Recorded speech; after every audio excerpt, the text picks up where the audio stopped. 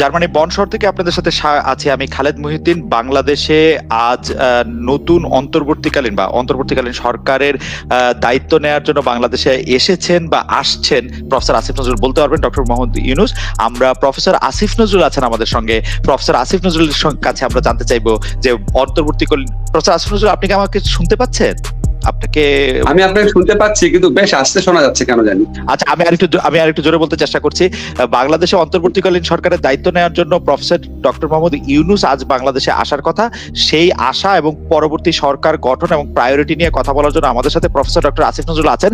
আমরা প্রফেসর আসিফ নজরুলের কাছে জানতে চাইবো যে বাংলাদেশের রাজনৈতিক এই পরিস্থিতিতে ক্ষমতা ডক্টর ইউনূসের নেওয়া এবং পরবর্তীতে তার কার্যক্রম সম্পর্কে। প্রফেসর আসিফ নজরুল, আপনি কি আমাকে প্রশ্ন করেছেন যে অধ্যাপক ডক্টর ইউনূসের নেতৃত্বে সরকার হবে, সেটার পরবর্তী কাজ কি? সেটা জি, প্রায়োরিটি কি এবং কখন থেকে কাজ শুরু করা যাবে বলে? আমি তো ওনার ঠিক এই মুহূর্তে প্রায়োরিটি আমি জানি না, কিন্তু ওনার সাথে আমি ওনার সাথে যেটুকু কাজ করেছি, ওনার সাথে যেটা চলেছি, উনি অত্যন্ত গুছিয়ে কাজ করেন। হ্যাঁ, এবং ওনার কাজের ক্ষেত্রে উনি মানে পৃথিবীতে সর্বোচ্চ পর্যায়ে দক্ষতা প্রদর্শন করেছেন, যে জন্য উনি সারা বিশ্বে সম্মানিত পুরস্কৃত একজন মানুষ। তো আমাদের উনার উপর অনেক কনফিডেন্স আছে। তো দেশ পরিচালনা তো ওনার জন্য নতুন অভিজ্ঞতা হবে, কিন্তু তারপর পুরোপুরি নতুন বলতে পারেন না। উনি একটা কেয়ারটেকার গভর্নমেন্টে ছিলেন কিন্তু 1991-এ। তো আমি স্যারকে যেটুকু চিনি, যেটুকু কথা বলে বুঝি, এটা সবাই ইনফ্যাক্ট স্যার না, সমাজের সবার প্রত্যাশা হচ্ছে রিফর্ম। বাংলাদেশের মানুষ যেই নির্মম শাসন প্রত্যক্ষ করেছে, বাংলাদেশের মানুষ রাষ্ট্রের প্রতিষ্ঠানকে, পুলিশকে, আদালতকে, বিজিবিকে, দুর্নীতি দমন কমিশনকে, এই রাষ্ট্রের প্রতিষ্ঠান, তাদের ট্যাক্সে চলা রাষ্ট্রের প্রতিষ্ঠানকে দেখেছে, তাদের বিপক্ষে দাঁড়িয়েছে। এই অবস্থা থেকে বাংলাদেশের মানুষ মুক্তি চায়। মিথ্যা এবং বল প্রয়োগের মাধ্যমে, প্রহসনের নির্বাচনের মাধ্যমে বছরের পর বছর ক্ষমতায় থেকে যেই সম্পদ লুটপাট করা হয়েছে, বিদেশে টাকা পয়সা পাচার করা হয়েছে, গুম করা হয়েছে, মানুষকে হত্যা করা হয়েছে, এগুলির মানুষ অবসান চায়। এখানে আপনার মানে কোনো মানুষে মানে আপনি যদি বাংলাদেশকে ভালোবাসেন, এখানে কোনো বিরোধের জায়গা নাই। এবং এই লক্ষ্যে কি কি রিফর্ম হবে, অনেকে ভাবতে পারেন যে এটা খুব কঠিন কোনো কাজ, কিন্তু আমার ব্যক্তিগত অভিমত হচ্ছে কি, রিফর্মের চিন্তা তো আমরা বহু আগে থেকেই করেছি। 1991-এ 3 দলের সংস্কারের রূপরেখা আছে। এরপর আমরা বিভিন্ন সময় নাগরিক যে কমিটিগুলো আছে, সংগঠনগুলো থেকে রিফর্মের কথা বলা হয়েছে। মানে মুখস্থ আমাদের যারা তাদের আগের প্রজন্ম, যে এই তরুণ সমাজের কাছে তারা আজকে যেই সাহসিকতা, যে প্রত্যয় দেখিয়ে, যে স্যাক্রিফাইস দেখিয়ে আজকে আমাদের জন্য অপরচুনিটি এনে দিয়েছে দেশ গড়ার, সেটাকে সর্বাত্মক ভাবে ব্যবহার করার জন্য আমাদের যতটুক সততা আছে, আন্তরিকতা আছে, পরিশ্রম করার ক্ষমতা আছে, সেটা দিয়ে আমরা চেষ্টা করব। এবং সেই লক্ষ্যে নিশ্চয়ই স্যার আমাদেরকে উপযুক্ত নেতৃত্ব দিতে পারবেন, আমি 100% কনফিডেন্ট। প্রফেসর আসিফ নজরুল, একটি কথা বারবার বলা হচ্ছে যে আসলে এই সরকারের মেয়াদকাল কতটা হবে বা কতটা সময় পরবর্তী জাতীয় নির্বাচনের জন্য লাগবে, সেই ব্যাপারে কি কোনো ভাবনা রয়েছে কিনা? আমরা জানি যে প্রফেসর আসিফ নজরুলের উপস্থিতিতেই, মানে মহামান্য রাষ্ট্রপতির কাছে অনেকবার রাজনৈতিক দলগুলি যখন গিয়েছে, মহামান্য রাষ্ট্রপতি এবং সেনাপ্রধানের উপস্থিতিতে আপনাদের মতামত চাওয়া হয়েছে। সেক্ষেত্রে আপনি মানে এটাকে আসলে কিভাবে দেখছেন যে এই সরকারটার আসলে কতখানি সময় পাওয়া উচিত বা সময় দেওয়া উচিত? সেটা আমি আপনাকে ফ্র্যাঙ্কলি বলি, সত্যিকার অর্থে এই সরকারের মেয়াদ নিয়ে কোনো আলোচনাই হয় নাই। ফরমাল যে আলোচনা হয়েছে, আমার সাথে আমাদের আর্মি চিফের পার্সোনালি, ওনার সাথে আমি 1-to-1 বসেছি, এবং আপনি শুনলে অবাক হবেন, আমি উনাকে বলেছি যে আপনি যে সমস্ত সংস্কারের কথা বলছেন, এরকম সিভিল সোসাইটি বহু বছর যাবত বলে আসছে। আমার খুবই এনকারেজিং লেগেছে। মানে উনার সাথে মিটিং এর পর উনি আপনার বলছে যে এই সংস্কার করতে হবে, যেটা আমরা বলি, ঠিক আছে, পুলিশের, বিচার বিভাগের, মানে সব আমাদের মতোই প্রত্যাশা ওনাদের। কিন্তু এই লক্ষ্যে এখানে সমস্যাটা হচ্ছে কি, দেখেন, একটা প্রত্যাশা থাকবে, রাজনৈতিক দলগুলো আছে, রাজনৈতিক দলের বিপুল সংখ্যক সমর্থক আছে, এই আন্দোলনের পিছনে কিন্তু সমস্ত রাজনৈতিক দলের কর্মীদের অংশগ্রহণ আছে। যদিও বিএনপি বা অন্যান্য দল সরাসরি জয়েন করেছে ঘোষণা দিয়ে পরে, কিন্তু তাদের কিন্তু কর্মীদের ইন্ডিভিজুয়ালি, কালেকটিভলি তাদের বিপুল অংশগ্রহণ আছে। আমার প্রত্যক্ষ অভিজ্ঞতা আমি যেরকম দেখেছি, তো সবারই তো প্রত্যাশা আছে। রাজনৈতিক দলের সবসময় প্রত্যাশা থাকবে একটা দ্রুত নির্বাচন হোক, আমরা যদি পাবলিক ম্যান্ডেট পাই ক্ষমতা আসবো। আবার সংস্কারকামী মানুষের প্রত্যাশা থাকবে যে কিছু সংস্কার করে দেওয়া হোক, কারণ আমরা তো আওয়ামী লীগের বদলে আরেক একটা অত্যাচারী শাসন চাই না, আমরা এটার অবসান চাই, এই প্রত্যাশা তো সব মানুষের মনে আছে। তো দুইটার মধ্যে কম্বিনেশন করে ডেফিনেটলি একদম এসেনশিয়াল, আমার ব্যক্তিগত মত, এসেনশিয়াল যে রিফর্ম গুলো আছে হয়তো সেটা করে সেটা মানে অবাধ সুষ্ঠু নির্বাচনের কাজ এবং এসেনশিয়াল অন্যান্য সেক্টরের রিফর্মের কাজ একসাথে চলবে। রিফর্মের মধ্যে তো নির্বাচন প্রক্রিয়া পরে, আপনি জানেন সবচেয়ে ভয়াবহ অবস্থা এখানে। তো সব ধরনের রিফর্মের কাজই চলবে, যেটা খুব এসেনশিয়াল, যেটা করতেই হবে, না হলে সুষ্ঠু নির্বাচনের ফলাফল বেহাত হয়ে যাবে, এরকম চিন্তা যখন থাকবে সেই রিফর্মগুলোর কথা চিন্তা করা হবে। এবং আমি মনে করি ইউনূস স্যারকে আমি যেটুকু চিনি, উনি মানে উনার তো ক্ষুদ্র ঋণ, সামাজিক ব্যবসা, এটা সারা পৃথিবীতে ওনার কাজ আছে, উনি নিশ্চয়ই চাবেন না আপনার মানে আননেসেসারি দেরি করতে চাবেন না। মানে আমার মনে হয় এখানে যারা আছে তাদের সবারই হচ্ছে যে নির্বাচিত প্রতিনিধিদের কাছে ক্ষমতা ফিরিয়ে দেওয়া, তার আগে এসেনশিয়াল কিছু সংস্কার করা, যেটা আবার নির্বাচিত প্রতিনিধিরা এসে আবার আপনার মানে সেই কাজগুলা করতে না পারে, যেটার বিরুদ্ধে আমাদের তরুণ সমাজ রুখে দাঁড়িয়েছিল। প্রফেসর আসিফ নজরুল, গত 2 দিনের আইন শৃঙ্খলা পরিস্থিতিতে দর্শকরা মানে অনেক দর্শক আমাদের সাথে যুক্ত আছেন। প্রফেসর আসিফ নজরুল কি আছেন আমাদের সঙ্গে? মানে জি প্রফেসর আসিফ নজরুল, মানে অনেক দর্শক আমাদের সাথে এই মুহূর্তে লাইভ যুক্ত আছেন, প্রায় 15,000-এর মতো দর্শক আমাদের সাথে যুক্ত আছেন। তাদের সবাই একটি বিষয়ে আপনার একটু দৃষ্টি আকর্ষণ করছেন, গত 2 দিনের প্রায় সবাই মানে তাদের অনেকে যে গত 2 দিনের আইন শৃঙ্খলা পরিস্থিতির ক্ষেত্রে আসলে আপনাকে উদ্ধৃত করে অনেকে বলছে যে আপনি আহ্বান জানিয়েছিলেন যে এটি বন্ধ হয়, কিন্তু অনেকে প্রশ্ন করছে যে এর জন্য দায় আসলে কার? বাংলাদেশে কি এখন সিভিল ডিফেন্সটা আসলে কাজ করছে কিনা, কখন নাগাদ এটা কাজ করবে, এটি নিয়ে সবার উদ্বেগ। আমি প্রথমেই বলি, আইন শৃঙ্খলা পরিস্থিতি প্রথম দিন খুবই খারাপ ছিল। আমি সারাদিন সেদিন ক্যান্টনমেন্টে, তারপর বঙ্গভবনে ছিলাম, ফেরার পথে কিছু ফুটেজ দেখে আমি এত বিপর্যস্ত হয়ে পড়েছিলাম যে আমি এসেই একটা ফেসবুক লাইভ করেছিলাম। তবে এখানে একটা ব্যাপার হচ্ছে কি, এখন কিন্তু এখন আমি চিফের সাথে কথা বললাম, ওনাকে আমার খুব আন্তরিক লেগেছে, কিন্তু উনি আমাকে বললো কি, দেখেন আমার যে সেনাবাহিনী আছে ও তো আইন শৃঙ্খলা কাজ রক্ষার কাজে ও তো প্রশিক্ষণ প্রাপ্ত না, পুলিশকে ছাড়া তো কাজ করা যাবে না। এখন জনগণ পুলিশের উপর মানে ব্যাপক হারে নির্বিচারে তাদের রাগ প্রয়োগ করতে গিয়ে অনেক আপনার খুবই অনাকাঙ্ক্ষিত ঘটনা ঘটেছে। আমাদের পুলিশ বাহিনীর সদস্য অনেকে নিহত হয়েছেন, ওনাদের মধ্যে একটা প্যানিক ছড়িয়ে পড়েছে, এটা তো আপনি অস্বীকার করতে পারেন না। আমি যারা আন্দোলনকামী ছাত্র জনতা আছে তাদেরকে বলি, দেখেন ভাই, আমি তো গত 15-17 বছর যাবৎ নানাভাবে নিগৃহীত হয়েছি। 4 রাত এই বাসার থেকে পালিয়েছিলাম, এই আন্দোলনের আগে রাত্রেবেলা পালিয়েছিলাম। আমার ওয়াইফ আপনার কি বলবো, কি দুঃসহ রাত গেছে, যে মানে সারা রাত নামাজ করে প্রার্থনা করে কাটিয়েছে যে আমার যেন কোনো ক্ষতি না হয়। আমি টেনশনে ঘুমাতে পারি না, আমার বাসায় অ্যাটাক হয় নাকি। আমরা তো আমার এই সাফারি কিছুই না, শত মানুষ গুম হয়েছে, হাজার মানুষ নিহত হয়েছে, লক্ষ মানুষ জেলখানাতে গিয়েছে, কোটি মানুষ অবিচারের শিকার হয়েছে।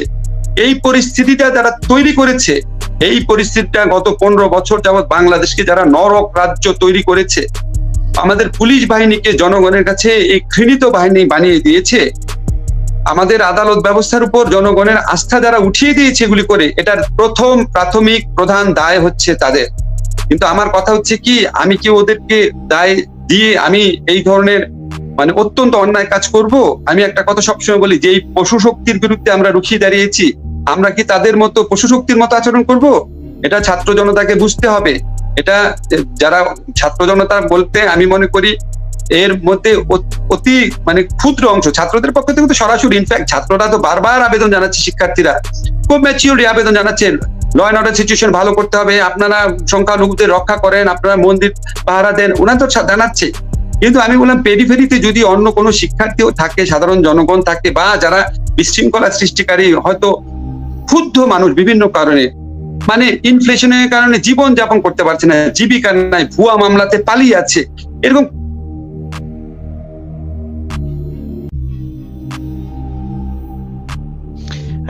প্রফেসর আসিফ নজরুলের সংযোগটি এই মুহূর্তে বোধহয় একটু বিচ্ছিন্ন হয়ে আছে। সংযোগটি পুনঃপ্রতিষ্ঠা হলে বা প্রফেসর নজরুল কথা বলতে শুরু করলে আমরা সেটার মধ্যে যাব। কিন্তু আপনারা শুনতে পাচ্ছেন যে, বা হয়তো শুনতে পেয়েছেন যে প্রফেসর আসিফ নজরুল আসলে দ্বিধাহীন ভাবে দ্বিধাহীন ভাবে বলতে থাকলেন যে আসলে বাংলাদেশে আইন শৃঙ্খলা পরিস্থিতিতে অনেকগুলো অনাকাঙ্ক্ষিত ঘটনা ঘটেছে এবং সেই ঘটনার যথেষ্ট পরিমাণ কারণও আছে, সেটিও আসলে তিনি বলছিলেন, কিন্তু এটি আর এখনো কোনোভাবেই এটি আকাঙ্ক্ষিত নয় এবং ছাত্র জনতার পক্ষ থেকে এটি বারবার আহ্বান জানানো হয়েছে যাতে এই ব্যাপারটি এই ব্যাপারটি করতে। আমি প্রফেসর আসিফ নজরুলকে আবার ঢোকার জন্য একটা মেসেজ পাঠাই, সেটি আহ্বান জানিয়েছেন যে এটি যেন সেই ব্যাপারটি যেন আইন শৃঙ্খলা পরিস্থিতির ক্ষেত্রে তিনি আসলে বলছিলেন যে সেটি যেন নিজের হাতে কোনো আইন তুলে নিয়ে নিজে এই ব্যাপারগুলি না ডিল করা হয়। পুলিশ বাহিনীর মধ্যে এক ধরনের প্যানিক সৃষ্টি হয়েছে, তারা আসলে খুব বেশি যেটি প্রফেসর আসিফ নজরুল আপনি বলছিলেন, আপনি কন্টিনিউ করবেন প্লিজ। আইন শৃঙ্খলা পরিস্থিতি কেন খারাপ এবং পুলিশ বাহিনী একটু আমি বলছিলাম কি, আইন নিজের হাতে তুলে নেবেন না, নিজের রাগকে সংহত করেন, নিয়ন্ত্রণ করেন, না হলে এই আন্দোলনের বিজয় অর্জন মাহাত্ম্য ধূলিসাৎ হয়ে যেতে পারে। আপনারা যদি মনে করেন যে এই লোক এই অন্যায় করেছে, এই লোক এই ভয়াবহ জিনিস করেছে, আপনারা আইন অনুযায়ী বিচারের ব্যবস্থা নেন। এখন আপনার যে নতুন পুলিশের আইজিপি আছেন, উনি আমার সাথে কিছুক্ষণ আগে কথা বলেছেন, আমার ওনার কথা শুনে ভালো লেগেছে। উনি তো অলরেডি সাংবাদিকদের বলেছেন যে পুলিশ কিছু কিছু অ্যাক্সেস করেছে, ভয়ঙ্কর মানবতা বিরোধী মানে মানবাধিকার লঙ্ঘনকারী কাজ করেছে, মানুষ খুব ক্ষুব্ধ হয়েছে, উনি তার জন্য ক্ষমা চেয়েছেন এবং উনি নিজেই বলেছেন পুলিশের এই সমস্ত সদস্য যারা আছে তাদের বিরুদ্ধে প্রশাসনিক এবং আইনি ব্যবস্থা নেওয়া হবে। আপনারা এখনকার পুলিশ ইনশাআল্লাহ ডিফারেন্ট পুলিশ হবে, তাদের কাছে যে বলেন এই পুলিশ অফিসার বা এই আমাদের বিরুদ্ধে এই করেছিল, এই নেতা এই পাতি নেতা আমাদের বিরুদ্ধে এই করেছিল, সেখানে আপনারা বিচার পান কিনা একটু দেখেন, একটু ধৈর্য ধরেন আর কোনোভাবেই সম্পত্তি নাশ করবেন না। এটা আমরা একটা নতুন বাংলাদেশ অর্জন করেছি, এই বাংলাদেশের সবকিছু জনগণের হবে। এখন এগুলি কোনো কিছু ধ্বংস করেন না, আর এমন কিছু করেন না যেটার সাথে আমাদের ইতিহাস ঐতিহ্য সম্পূর্ণভাবে অঙ্গাঙ্গি ভাবে জড়িত। যেমন ধরেন আমাদের অপরাজেয় বাংলা, আমাদের শহীদ মিনার, এগুলি আমাদের জাতিসত্তার অবিচ্ছেদ্য অংশ। কোনোভাবেই এখানে কোনো কুচক্রী মহলকে কোন রকম ক্ষতি সাধন করতে দিবেন না, চিন্তাই করতে দিবেন না, খবরদার। এগুলি আমাদের জাতিসত্তার অংশ, এগুলি মনে রাখবেন। আমাদের এই আন্দোলনে আমার নিজের ছাত্রদের আমি দেখেছি, এখানে বিভিন্ন সংখ্যালঘু সম্প্রদায়ের অংশগ্রহণ ছিল, ভিন্ন জাতিসত্তার যারা পাহাড়ি জাতিসত্তা মানুষ আছে তাদের অংশগ্রহণ ছিল। তাদেরকে প্রোটেক্ট করেন। আপনি অন্যান্য দেশে মুসলমানরা নির্যাতিত হলে আপনি ক্ষুব্ধ হন না, কষ্ট পান না, আপনার চোখে পানি আসে না? তখন আপনার মনে হয় এত অন্যায় কাজ কিভাবে করে? তো ওই অন্যায় কাজ আমার দেশে যদি হয় অন্য সম্প্রদায়ের সাথে, অবশ্যই আপনার মধ্যে মিনিমাম মানবিকতা থাকলে তাদের এই যে কোনো অন্যায়কে প্রতিহত করেন। সংখ্যালঘু সম্প্রদায় যারা আছে, জাতিগত হোক ধর্মীয় হোক, তাদেরকে রক্ষা করেন, তাদের যে উপাসনালয় আছে রক্ষা করেন। খালেদা, আমি কিছু আপনাকে ভালো সাইনও বলতে পারি, আমরা কিছু ফুটেজ দেখেছি, ছাত্ররা সড়ক নিয়ন্ত্রণ করছে, এটা আপনারা অনেকে জানেন, অত্যন্ত ভালোভাবে করছে। অনেক ছাত্র আছে মন্দির প্যাগোডা পাহারা দিচ্ছে। এই পজিটিভ দিকগুলা প্রচার করেন, এরাই আগামী দিনের বাংলাদেশ। এটাকে আমাদের আরো ভালো করে প্রচার করতে হবে। আমাদের সবাইকে, আমাদের এই অসামান্য তরুণদের যারা মন্দির প্যাগোডা পাহারা দিচ্ছে, রাস্তায় ডিসিপ্লিন রাখছে, আরো আগে দেশের জন্য জীবন দিয়েছে, আমাদের তাদের সমান মাপের মানুষ হওয়ার চেষ্টা করতে হবে। প্রফেসর আসিফ নজরুল, আমার শেষ প্রসঙ্গ, দর্শকদের মধ্যে একটা অংশ এটিও জানতে চাইছেন, আজকে আমি দর্শকদের প্রশ্নই বেশি সামনে রাখছি কারণ তাদের মধ্যে তরুণ প্রজন্মই বেশি। তারা একটি প্রসঙ্গ যে তারা একটু আগ্রহ নিয়ে অপেক্ষা করছেন যে অন্তর্বর্তীকালীন সরকারটা আসলে কখন গঠিত হবে, এবং তাদের অনেকেই মনে করছেন যে অন্তর্বর্তীকালীন সরকার গঠিত হলে পুলিশ বাহিনীর মধ্যে নিয়ম শৃঙ্খলা এটিও দ্রুত ফিরতে পারে এবং তাদের মধ্যে যে ভয় আতঙ্ক সেটিও কেটে যেতে পারে। আমরা কি এটা দেখতে পাচ্ছি যে অন্তর্বর্তীকালীন সরকারটা আসলে কবে গঠিত হচ্ছে এবং মানে এটা কি?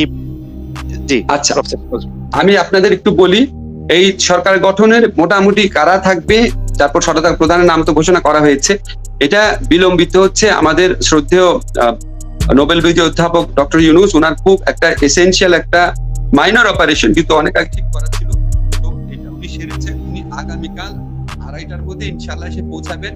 তো আমি যতটুকু জানি ওনার ইচ্ছা আছে প্রথম ছাত্রদের সাথে বসা, তারপর উনি শপথ দিবেন। ইনশাআল্লাহ আমরা আশা করবো উনি রাজি হবেন শপথ দিতে। তারপরে আপনার আগামীকাল সম্ভবত আগামীকালই সরকার গঠন হয়ে যাবে এবং আমি স্যারকে যেরকম চিনি উনি 20 ঘন্টা কাজ করা মানুষ এবং উনি খুব দ্রুত ব্যবস্থা নিবে। আর আমি সবাইকে একটু ধৈর্য ধরেন, কত বছর আমরা গণতন্ত্রের জন্য অপেক্ষা করেছি, মানুষের অধিকারের জন্য অপেক্ষা করেছি, একটু ধৈর্য ধরেন, 1 দিন 2 দিন ধৈর্য ধরেন। ইনশাআল্লাহ আমরা সবাই মিলে আজকে আমাদের তরুণ সমাজ যে আশা এবং প্রত্যাশা নিয়ে নিজের জীবন স্যাক্রিফাইস করতে গিয়েছিল, আজকে আমরা সেই অসংখ্য মুক্তিযুদ্ধে একটু ধৈর্য ধরি, সবাই শান্ত থাকি, সবাইকে রক্ষা করি। ইনশাআল্লাহ বাংলাদেশ এবার পথ হারাবে না, ইনশাআল্লাহ। এটি নিয়ে আসলে প্রফেসর আসিফ নজরুল শেষ দিকে এসে আপনার কথার সাউন্ড একটু কমে গিয়েছিল বলে আমরা একটু আপনাকে কম শুনতে পেয়েছি। শেষটা যদি আপনি আবার একটু সাম আপ করেন। আরেকটা ছোট্ট যোগ আছে, সেটা হচ্ছে যে আপনি বলছিলেন যে মোটামুটি ভাবে ঠিক হয়েছে কারা সেই সরকারে থাকছেন। এইটি কি আপনি যদি এখন নাম নাও বলেন, এটি কি আসলে সব মহলের বা সব জায়গা থেকে যে আমরা শুনছিলাম যে আন্দোলনকারীদের প্রতিনিধিত্ব, আমরা শুনছিলাম যে সব জায়গা থেকেই যাতে প্রতিনিধিত্ব থাকে, সেরকম একটি প্রতিনিধিত্বশীল সরকার হচ্ছে কিনা সেটিও যদি একটু বলতেন। আসলে আমি আপনার সাথে যখন কথা বলছি না, কন্টিনিউয়াস আমার ফোন আসছে, তো এই জন্য মাঝে মাঝে লাইন কেটে যাচ্ছে। আর দর্শকরা আমি একটু ক্ষমা চাই, মাঝে মাঝে মুখটা একটু আগে বাড়িয়ে দিচ্ছি, কিন্তু আমি খালের কথা শুনতে পাচ্ছি না। আমি ওকে খুব স্নেহ করি, আন্দাজ করে নিচ্ছি। ও কথা আমাকে জিজ্ঞেস করেছে যে সরকারের প্রতিনিধিত্বশীল সরকার কারা কারা থাকবে, জি, সবার সাথে আলোচনা হচ্ছে নাকি? আচ্ছা, এখন আমি যেটুকু জানি এই আলোচনা তো হচ্ছে, এখানে তরুণ সমাজের ইচ্ছা, তরুণ সমাজের প্রত্যাশাকে প্রাধান্য দেওয়া হচ্ছে। আমাদের তরুণ সমাজে যে আমাদের সমন্বয়করা আছেন, আমাদের নাহিদ, তারপর আপনার আসিফ, তারপর বাকের, সার্জিস, ওদের নেতৃত্বে, সরি 2-1টা নাম ভুলে গেছি, চট করে মনে পড়ছে না, তো তারা আপনার সমস্ত রাজনৈতিক দলের সাথে কথা বলছে, তারাই দায়িত্ব নিয়েছে সমস্ত রাজনৈতিক দলের সাথে কথা বলবে। এটা আপনার আমাদের প্রেসিডেন্ট এবং আমাদের যে সেনা প্রধান, নৌ প্রধান, বিমান বাহিনী প্রধান, ওনারাও এগ্রি করেছে। তো উনাদের প্রতি রাজনৈতিক দলগুলার, উনাদের প্রতি রাজনৈতিক দলগুলার যে শ্রদ্ধাবোধ আমি দেখি, আর এই আমাদের তরুণ সমন্বয়কদের মধ্যে যেই ম্যাচিউরিটি আমি দেখি, অনেকের মনে হবে আমি একটু বাড়িয়ে বলছি। দেখেন, আমি ওদের সাথে ইন্টেন্সলি গত 2 দিন যাবত আছি, আমার এত অবাক লাগছে যে এরা এত ম্যাচিওর, এত বুদ্ধিমান। ডক্টর ইউনূসের চয়েসটা ওরা করেছে, চিন্তা করেন, স্যারকে তারা রাজি করিয়েছে। স্যারকে এর আগে যখন 111 গভর্নমেন্ট ছিল, আমরা জানি তো ভিতরে কথা, সমস্ত বাহিনী, সমস্ত সুশীল সমাজ মিলিয়েও স্যারকে রাজি করাতে পারে নাই। আর এই তরুণ সমাজ স্যারকেও রাজি করিয়েছে। স্যার কিন্তু এখন আরো বেশি ব্যস্ত ইন্টারন্যাশনাল। তো এটা ওদেরকে সবাই আমরা এত ভালোবাসি, এখন ওদেরকেই প্রাধান্য দেওয়া হচ্ছে, ওরা কথা বলছে। আপনাদের আমরা এটা বলতে পারি, এই সরকারে যারা আসবে আপনাদের পছন্দ হবে তাদের। শুধুমাত্র আপনার জনপ্রিয় লোক না, এফিশিয়েন্ট লোককেও রাখার চেষ্টা করা হচ্ছে। ইনশাআল্লাহ আপনারা হতাশা হবেন না। প্রফেসর আসিফ নজরুল, আপনাকে অনেক ধন্যবাদ। দর্শক, প্রফেসর আসিফ নজরুল তার অনেক ব্যস্ততার মধ্যে আমাদেরকে সময় দিয়েছেন, তবে দর্শকরাও অনেক সাড়া দিয়েছেন, প্রচুর দর্শক। আপনাকে শুধু আমি সংখ্যাটি বলি, কন্টিনিউয়াসলি 12-13 হাজার দর্শক তো দেখেছেনই, এক পর্যায়ে 15 হাজারের বেশি দর্শক দেখেছেন। ইতিমধ্যেই সেটি 1.5 লক্ষের কাছাকাছি ভিউতে পৌঁছে গেছে। সুতরাং দর্শকদের অনেকেরই আগ্রহ আছে আপনার সম্পর্কে কথা বলার জন্য। আমরা নিশ্চয়ই আরো একটু ভালো সময়, আরেকটু বিস্তারিত করে আপনার সঙ্গে কথা বলতে চাইবো। সেই পর্যন্ত আপনাকে ধন্যবাদ এবং কৃতজ্ঞতা জানিয়ে রাখি।